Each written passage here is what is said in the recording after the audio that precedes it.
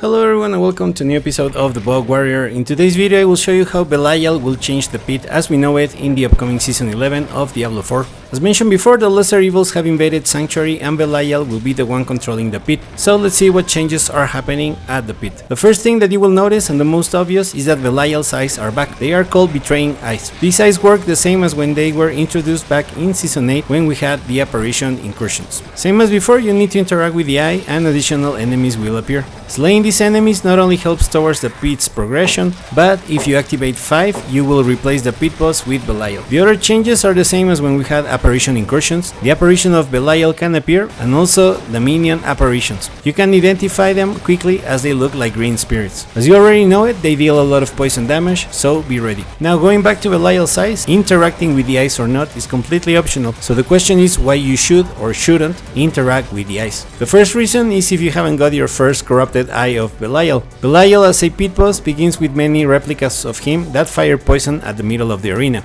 After that, Belial Lord of Lies will appear.